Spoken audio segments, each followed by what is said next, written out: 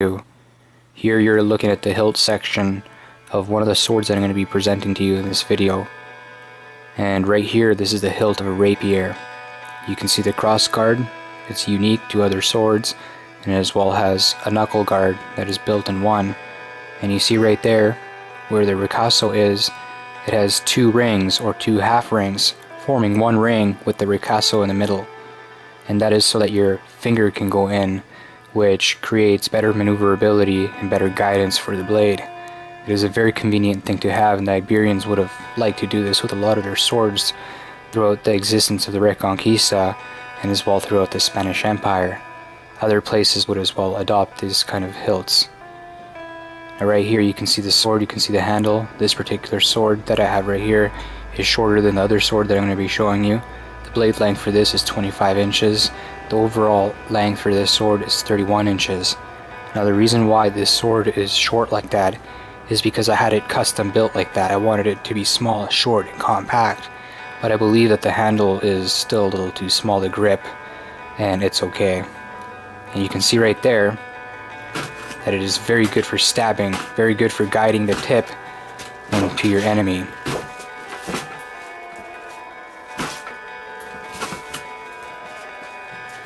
So that's just a quick demonstration. Here's another sword that I'm going to be showing you. It's the exact same one, but much more longer, much more bigger. The reason why I had this sword made like this, a small one, is so that I can give it to my son or my daughter one day. And also because I want something compact like that, that's kind of dagger-like. And you're going to see later on how that works. But the big one is exactly the same. And this one is just a little bit top-heavy. I'm going to have to moderate it. You can see that the end is not too tapered, even though the tip is tapered, but just the sword itself is not that tapered. But still, this is a very good cutting weapon. It is very good for maneuverability, and as well that ricasso with the guards on the side make it deadly.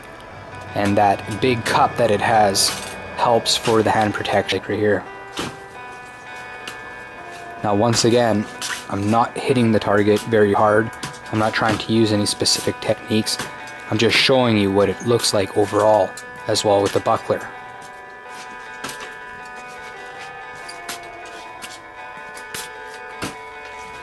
Now with this sword, the smaller one, I'm going to beat it up a little bit and I'm going to show you right here how it works with the buckler.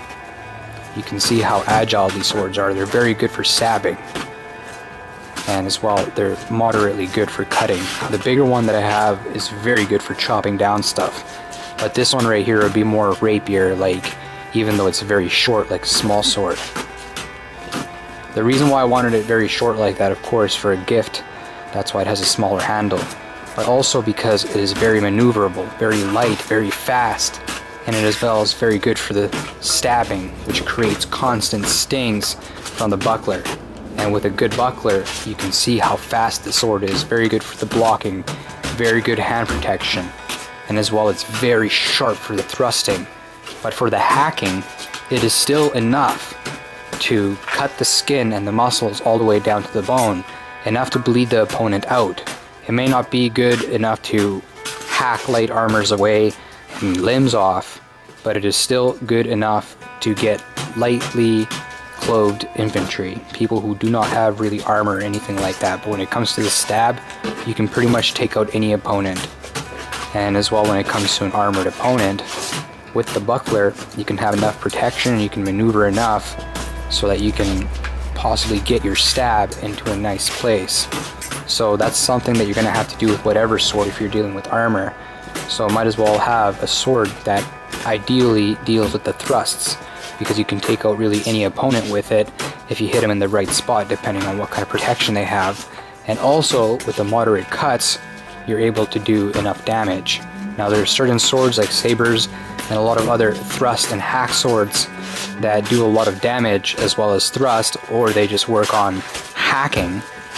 But this sword right here is a little bit good for hacking, but it is ultimate for thrusting. And people are going to learn very quickly as they do HEMA that the sword and the buckler is one of the most deadliest combos you can have. It is a combo that will beat most other sword styles, even two-handed sword styles, because of its agility and as well as the protection that it has, and the offense that it can have, well, it protects itself. So you can block and you can stab, block and stab, block and stab, block and stab. It is a very good combo. That's how the Romans did it. That's how many professional armies did it, and that's how the Spaniards did it. But you can see right there that they always have a little bit of the cuts.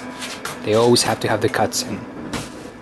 This sword in particular would have been a little bit more later in the period, but the other sword that I showed you, the blade of it mimics something of the earlier periods. But I'm going to tell you that this sword is custom made for me. Both of these swords were custom made for me, and I got a cup on it that is a little bit more modern than the old school swords. So this sword is a little bit of a Frankenstein throughout the ages. It's not solidly one, so I picked it for that reason, because I didn't want it just to belong to one age. I just wanted it to work. I wanted it to have the best protection, so I took the best of all the ages. And then this small rapier that you're seeing right here, or Ropera, this one in particular, I wanted it particularly designed like this. Of course as the gift, but also because you can see right there how agile it is, how maneuverable it is, how quick it is, and how I can use my buckler and how I can use different combos. I don't have to worry about a lengthy blade. And you can see that this entire demonstration is being done in something is like a very tight alley with like 5 feet across, and it's like just a complete alleyway.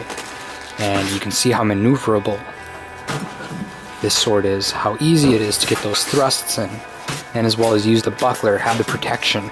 So I don't really need big hacks, big cuts, but still you can see that I'm throwing them in constantly.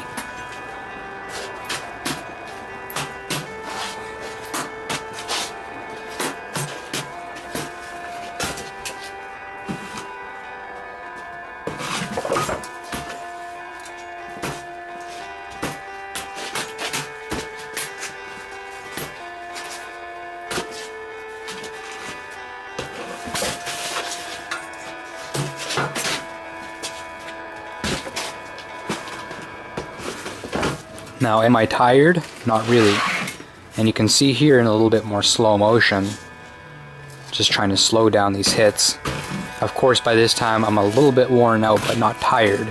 But I keep repeating these shots, because I'm just trying out my sword. And I always do this with all my swords. I beat them up the best I can, without destroying them when I first get them, to see if they're going to survive. If they don't survive, then they're not a good sword. If they do survive, then these swords were made for me, and whoever I give these swords to. And I'm really confident that this sword, if I ever give it to my son or my daughter, or someone that I love, or someone that I want to give this as a gift to, and they happen to be a child, or they happen to have really small hands, really young, they're going to enjoy this, and I'm going to enjoy giving this to them, and I'm going to know and have confidence that this thing is fully functional. It is very good. I'm not going to sharpen the edges. The point is always going to be a little bit sharp, and you can tell by the narrow blade, but I'm not going to really sharpen it because this is going to be a gift. It is going to be for practicing, for drilling, and it's not going to be really for fencing or hurting anybody, and I got no need to have a sharp blade because I'm not going to go into combat, or I'm not going to really be making cutting tests with this sword.